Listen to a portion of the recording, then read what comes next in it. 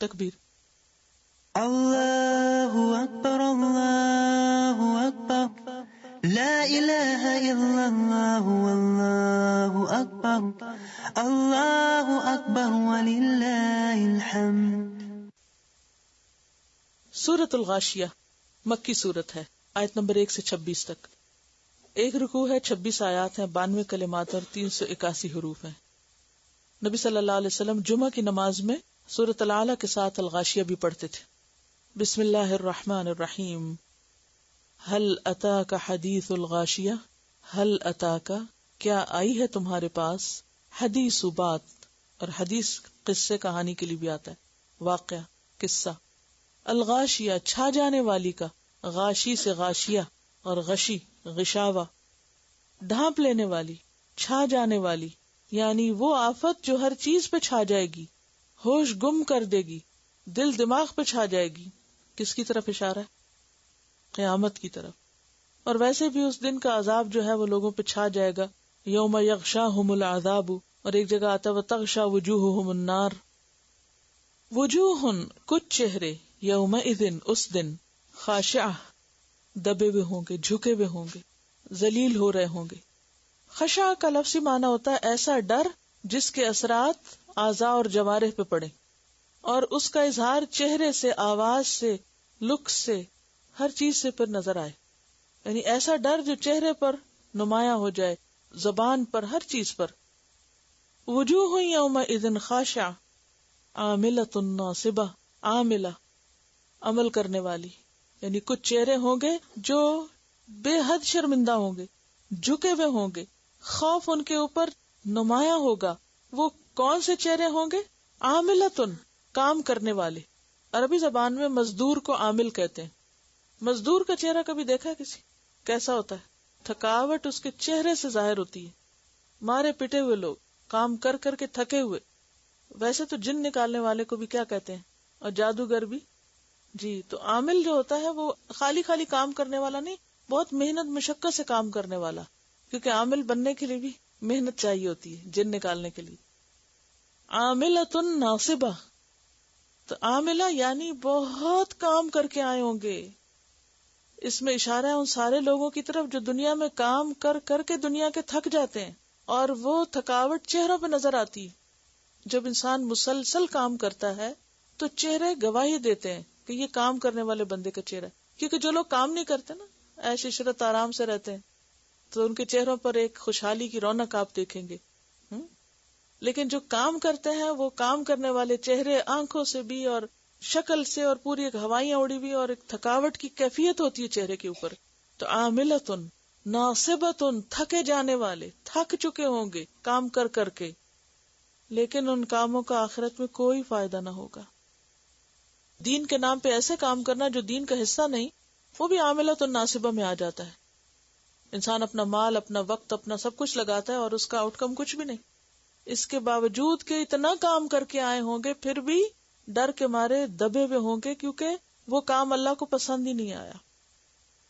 لیکن دنیا میں لوگ دنیا کے لیے کیسی کیسی ایفرٹس کرتے ہیں. بعض لوگوں کی نظر چلی جاتی ہے، بعض لوگوں کی سنوائی چلی جاتی ہے کام کر کر کے.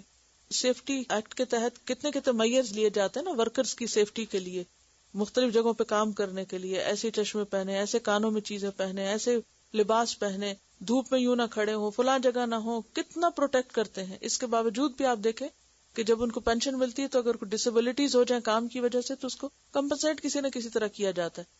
لیکن قیامت کے دن ایسے لوگوں کو کچھ بھی بونس نہیں ملے گا جو صرف دنیا کے لیے کام کرتے رہے اور آخرت کو سامنے نہیں رکھا. عاملۃ ناصبہ. اور ابن عباس کہتے ہیں اس سے مراد نصارہ ہے کہ جو کام کر کر کے تھک جائیں گے لیکن وہاں ان کے کاموں کا کوئی بدلہ نہیں ملے گا ان کو. تو بات یہ کہ غلط کرنے والوں کو بھی تو محنت کرنی پڑتی ہے نا، لیکن غلط کرنے والے قیامت کے دن کام کر کے بھی مصیبت میں مبتلا ہوں گے. یہ انتہا درجے کی بدبختی ہے نا. ایک تو کوئی کچھ کرے ہی نہ، اور ایک یہ کہ کر کے پھر مصیبت اٹھائے. تسلا نارن حامیہ، تسلا داخل ہوں گے یعنی جلیں گے، نارن آگ میں، حامیہ تپی ہوئی. حما بخار کو کہتے ہیں نا، اسی سے حامی ہے حمایت کرنے والا، اور محامی وکیل کو کہتے ہیں. حمایت اور بخار اور ان سب کے لیے اس کے روٹ سے نکلتا ہے. بھڑکتی ہوئی آگ میں جلیں گے. اور وہ آتا نا کلا انہا لظا نزاعۃ للشوا تدعو من ادبر وتولا، اور تلفح وجوہہم النار، آگ ان کے چہروں کو چاٹ جائے گی، کیونکہ چہرے کی سکن سب سے سینسیٹیو ہوتی ہے نا، تو چہروں کا خاص طور پر ذکر ہے کہ وہ آگ میں بھڑکیں گے. ویسے تو سب کے سب ہی ہوں گے لیکن چہرہ سب سے زیادہ متاثر ہوگا. تسقا من عین آنیہ، پلائے جائیں گے کھولتے ہوئے پانی کے چشمے سے. عین کہتے ہیں چشمے کو، اور آنیہ انا سے ہے، الف نون یہ، کھولتا پانی، ابلتا چشمہ. دنیا میں بھی بعض چشمے ایسے ہوتے ہیں کہ جن میں انتہائی گرم پانی ہوتا ہے. ناردرن ایریا میں مجھے خود ایک ایسی جگہ پہ جانے کا اتفاق ہوا جہاں تتا پانی ایک علاقہ تھا، تو وہاں پر جو چشمے تھے اس پہ لوگ نہانے کے لیے جاتے. تو ہم نے جا کر ان کو دیکھا کہ جو پانی نکلا تو اس میں ہاتھ نہیں ڈال سکتے آپ، یعنی ڈال کے آپ رکھ نہیں سکتے. اور اسی طرح آزاد کشمیر میں بھی ایک جگہ ہے جہاں چشمے کا پانی اتنا ابلتا ہے کہ لوگ انڈے ابال لیتے ہیں اس سے، چاول پکا لیتے ہیں اس سے. جی ہاں، یعنی اتنا زیادہ وہ ابلتا پانی. تو یہ اللہ نے دنیا میں بھی نشانیاں رکھی ہیں. بہرحال تسقا من عین آنیہ لیس لہم طعام، نہ ہوگا ان کے لیے کھانا، الا مگر من دریع، کانٹوں میں سے. دریع کہتے ہیں بدبودار گھاس کو جس کو سمندر کنارے پہ ڈال دیتا ہے، یا کانٹوں والی گھاس جو زمین سے چپکی رہتی ہے اور جانور اس کے پاس نہیں جاتے. تو دوزخ میں بھی کانٹے ایسے ہوں گے اور ایسے کھانا کانٹوں والا ہوگا کہ جس میں مردار سے زیادہ بدبو اور کانٹے اور کڑوا ہوگا. زقوم کا بھی ذکر آتا ہے نا، وہ آتا ہے سورۃ الحاقہ میں آتا ہے فلیس لہ اليوم ہاہنا حمیم ولا طعام الا من غسلین لیس لہم طعام الا من دریع لا یسمن، نہ وہ موٹا کرے گا، ولا یغنی اور نہ فائدہ دے گا، من جوع بھوک سے، نہ بھوک مٹائے اور نہ موٹا کرے. یعنی کھائیں گے بھی وہ بھوک کے مارے، کھانا تو پڑے گا لیکن کھا کے وہ ان کو طاقت نہیں دے گا اور نہ ہی وہ ان کی بھوک مٹائے گا، یعنی بھوکے بھی رہیں گے کیونکہ خراب قسم کا کھانا انسان زیادہ نہیں کھا سکتا. وجوہ یومئذ ناعمہ، کچھ چہرے اس دن تر و تازہ ہوں گے، خوش باش، حشاش بشاش. لسعیہا راضیہ، اپنی کوششوں پہ راضی، خوش، یعنی جنت میں پہنچ کر اپنی نعمتوں کو دیکھ کر خوش ہو جائیں گے. جیسے دوسری جگہ آتا ہے نا وجوہ یومئذ ناظرہ الی ربہا ناظرہ وجوہ یومئذ مسفرہ ضاحکۃ مستبشرہ. اور یہاں بھی آپ دیکھیے کام کی بات ہے نا، وہ بھی کام کرنے والے ہیں، یہ بھی کام کرنے والے ہیں. یہاں ہے لسعیہا راضیہ، ان کے کام قبول ہو جائیں گے تو یہ بھی خوش ہو جائیں گے. فی جنت عالیہ، بلند جنتوں میں، بلند باغ میں. باغ ویسے بھی خوبصورت ہوتا ہے لیکن وہ باغ جو بلندی پہ ہوتا ہے اس کی خوبصورتی کچھ اور ہی ہوتی. لا تسمع فیہا لاغیہ، وہاں کوئی لغو بات نہیں سنیں گے. اب دیکھیے کہ یہ ہر دفعہ جنت کے اچھے ذکر میں آتا ہے کہ وہاں لغو باتیں نہیں ہوں گی. لغو ہوتا ہے بیہودہ کلام، فضول باتیں، پرندوں کا اپنی اپنی بولیاں بولنا. اسی سے لفظ لغت ہے، ڈکشنری، اس کا روٹ بھی یہی ہے کیونکہ اس میں بھی طرح طرح کی بولیاں ہوتی ہیں نا. یعنی ڈکشنری جو ہوتی ہے اس میں ہر طرح کے الفاظ ہوتے ہیں اور ایک ایک لفظ کے کئی کئی معنی. روٹ وہی ہے لیکن اس کا یہ مطلب نہیں کہ بیکار باتیں ہوتی ہیں ڈکشنری میں. مراد یہ ہے کہ مختلف بولیاں، مختلف الفاظ، مختلف چیزوں کا مجموعہ.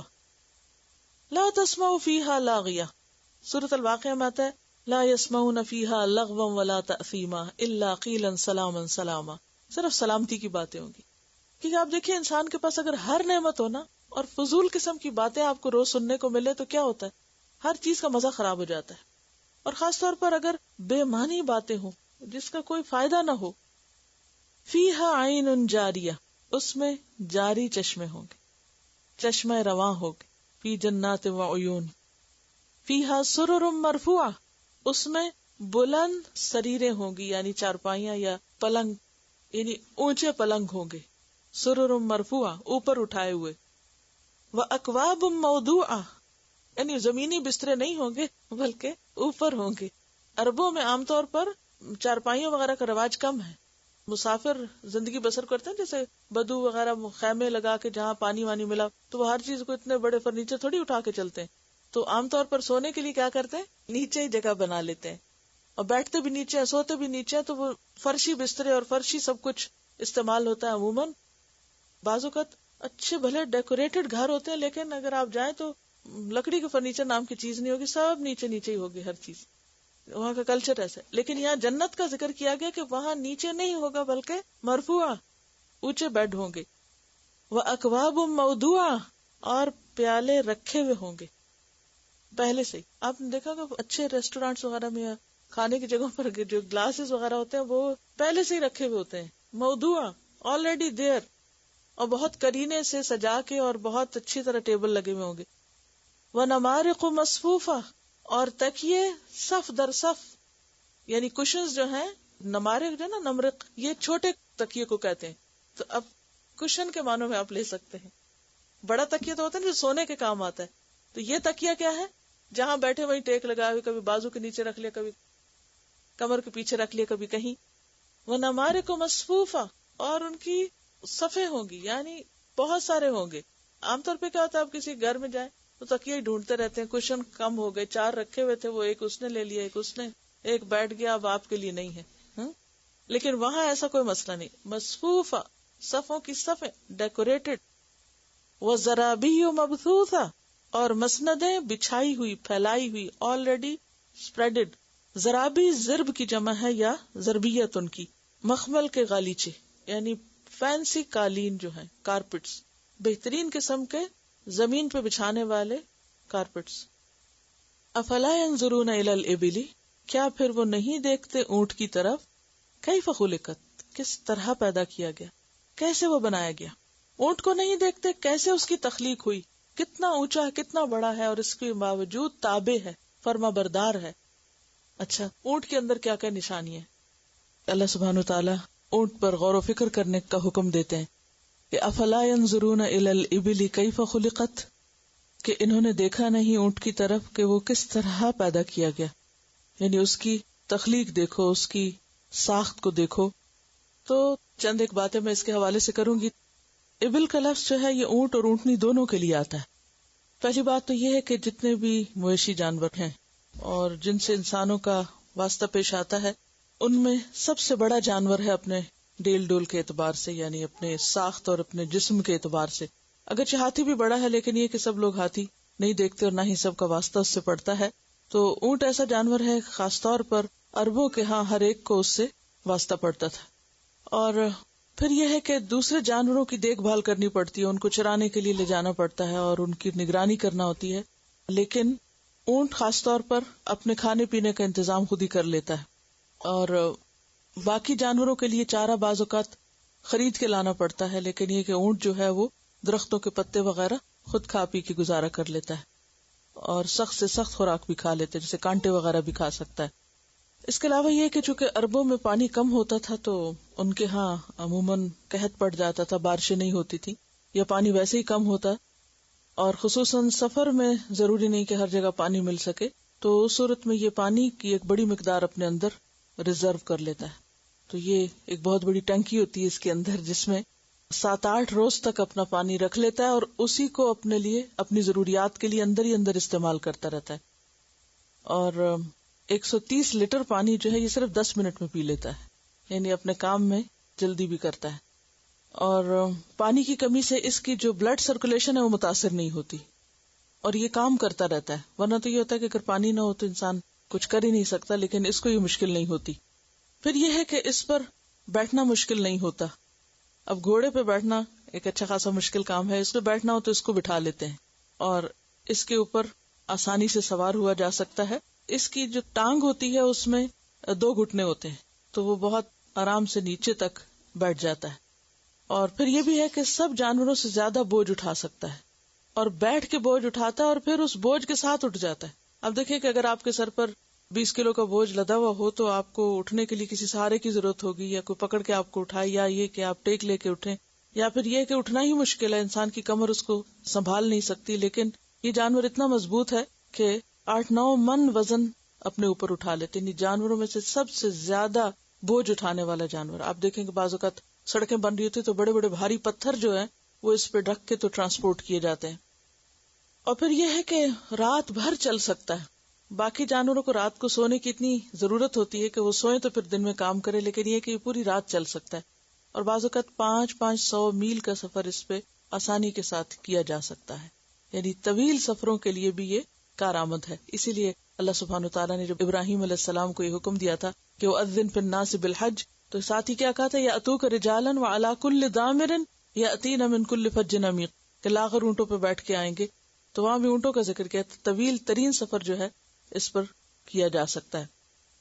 اور پھر یہ ہے کہ اتنا مضبوط اور اتنا زبردست ہونے کے باوجود اتنا مسکین ہے کہ اگر ایک بچہ بھی اس کو چلانا چاہے تو وہ بھی اسے چلا سکتے ہیں، ڈرائیو کر سکتا ہے اس کو. اور صحرا کی گرمی میں سروائیو کرتا ہے جہاں 55 ڈگری تک ٹمپریچر چلا جاتا ہے، لیکن یہ کہ اس کو اس گرمی کا اثر نہیں ہوتا اور بیمار نہیں پڑتا. پھر یہ کہ ریت پہ چل سکتا ہے، اور ریت تب کے کتنی سخت گرم ہوتی ہے، لیکن اس کے پاؤں میں اللہ تعالیٰ نے ایسی صلاحیت رکھی ہے کہ اس پر بھی چل لیتا ہے. بڑی بڑی گاڑیاں جو ہیں وہ اس گرمی میں بیٹھ جاتی ہیں اور پہیے جو ہیں وہ ریت میں پھنس جاتے ہیں، لیکن یہ ریت کے طوفانوں میں اور ہر طرح کے مشکل وقت میں آسانی سے چلتا چلا جاتا ہے اور بغیر کھائے پیے بھی یہ سروائیو کر لیتا ہے. اور پھر یہ ہے کہ اس کا جو ہمپ ہوتی ہے، یہاں اس کی چربی کا سٹوریج ہوتا ہے اور 40 کلو تک چربی یہاں جمع کر لیتا ہے. جن دنوں میں کھانا پینا میسر ہوتا ہے ان دنوں یہ خوب کھا پی کر موٹا ہو جاتا ہے اور یہ ساری چربی اس کی اوپر آ کے جمع ہو جاتی ہے. اور اندازاً روزانہ 30 سے 50 کلو تک کھانا کھاتا ہے، یعنی گھاس وغیرہ یہ جو بھی پتے اس کو ملتے ہیں. لیکن اگر کھانا نہ ملے تو 2 کلو پر بھی گزارا کر لیتا اور اپنا کام چلاتا ہے، یعنی کام سے نہیں رکتا.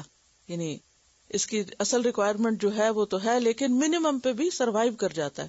پھر یہ کہ سخت سے سخت چیزیں ہضم کر لیتا ہے، کیونکہ صحرا میں بعض اوقات ہرے بھرے درخت نہیں ہوتے یا ایسا کھانا نہیں ہوتا کہ جو عام جانور کھا سکے، لیکن یہ سوکھی ٹہنیاں وغیرہ اور ہر طرح کی چیزیں کھا لیتا ہے. اور اس کے ہونٹ بھی ربڑ کی طرح ہوتے ہیں کہ جس کی وجہ سے یہ کانٹوں میں بھی منہ مار لیتا ہے اور کانٹے بھی کھا لیتا ہے، ورنہ یہ کہ عام جانوروں کے لیے مشکل ہوتا ہے. اور پھر یہ ہے کہ اس کی گردن چونکہ کافی لمبی ہوتی ہے، یہ اس کو مدد دیتی ہے اونچے درختوں پر کھانے میں. اور اس کے علاوہ یہ ہے کہ اس کے سر کو ریت سے بچاتی ہے. بعض اوقات اتنی ریت اڑ کے ایک جگہ سے دوسری جگہ چلی جاتی ہے کہ انسان اس میں دب جاتے ہیں، لیکن یہ کہ اونٹ جو ہے اس کی گردن یعنی اوپر کا حصہ، یعنی اگر ریت کا ایسا طوفان آئے بھی یا ریت میں دبے بھی تو گردن کے اونچا ہونے کی وجہ سے وہ بچ جاتا ہے اور نکل آتا ہے اس میں سے. اور پھر یہ ہے کہ آنکھ کے اوپر ایک باریک جھلی نما چیز ہوتی ہے جو اس کی آنکھ میں ریت جانے سے روکتی ہے.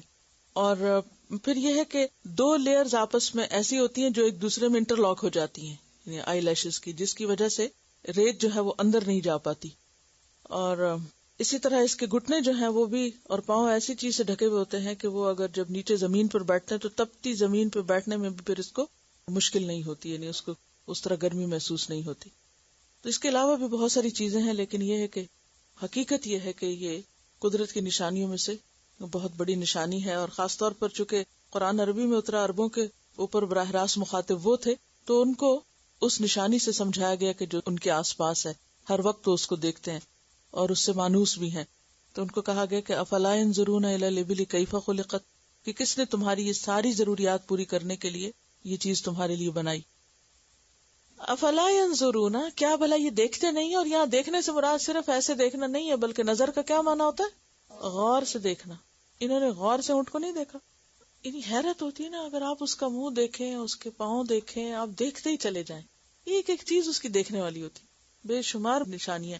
اور ویسے بھی عربوں کی زندگی کا دار و مدار ہی اونٹ پہ تھا، اور عربوں کے ہاں اس کی بہت اہمیت تھی. اور عربی ڈکشنری میں ہمارے ایک استاد تھے، وہ کہتے ہیں کہ میرے استاد ہی کہتے تھے جس لفظ کا مطلب نہ آئے وہ سمجھو کہ کچھ اونٹ سے متعلق چیز ہے، کیونکہ ان کی ساری ڈکشنری یہاں سے شروع ہوتی ہے. اس کے اٹھنے بیٹھنے چلنے پھرنے سونے جاگنے، اس کی پوری زندگی ان کی اس کے گرد گھومتی. اسی لیے اللہ سبحانہ وتعالیٰ نے اس حدیث میں جو بخشش سے متعلق ہے کہ جس کا اونٹ کھو گیا گویا اس کی زندگی نکل گئی. وَإِلَى السَّمَاءِ كَيْفَ رُفِعَتْ، اور آسمان کی طرف نہیں دیکھا کتنا اونچا اٹھایا گیا، 500 سال کی مسافت پہ اونچائی. وَإِلَى الْجِبَالِ، اور پہاڑوں کی طرف غور کرو دیکھو، كَيْفَ نُصِبَتْ، کس طرح نصب کر دیے گئے، کیسے ایک جگہ جمے کھڑے ہیں، ہلتے نہیں، باوجود اس کے کہ اتنے اونچے ہیں. عام طور پہ ہوتا ہے نا جو اونچی چیز ہوتی ہے وہ ہوا آندھی سے ہلنے جلنے لگتی ہے. وَإِلَى الْأَرْضِ، اور زمین کی طرف، كَيْفَ سُطِحَتْ، کیسے بچھا دی گئی.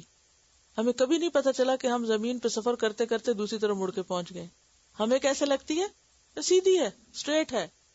اور سطح کس کو کہتے ہیں؟ مکان کی چھت کو، اوپر والے حصے کو، روف جو ہوتی. تو اللہ تعالیٰ گرد و پیش کی کائنات میں بکھری ہوئی نشانیوں پہ غور و فکر کی دعوت دے رہے ہیں، اور ان پہ غور و فکر کرنا بھی عبادت ہے. اور کائنات کی نشانیاں دکھانے کے بعد کیا کہا؟ فذکر، پھر نصیحت کیجیے. وہی بات جو پچھلی صورت میں دہرائی گئی، ذکر، ان کو یاد دہانی کرائی، ریمائنڈ دم. کیوں؟ انما انت مذکر، کیونکہ آپ مذکر ہیں، آپ کا کام ہے یہ. لست علیہم بمسیطر، نہیں ہے آپ ان پر نگران، داروغہ، ذمہ دار. صحیح طرح کہتے ہیں کسی کام پر مقرر ہونے کو، ذمہ دار ہونے کو. بے مسیطر کا لفظ جو نا یہ سطر سے ہی ہے، بیسیکلی سین کے ساتھ ہے، لیکن لکھا سواد کے ساتھ عربی میں جاتا ہے. اور آپ نے دیکھو گا کہ عام طور پر اس کے اوپر چھوٹا سا سین ڈال دیتے ہیں.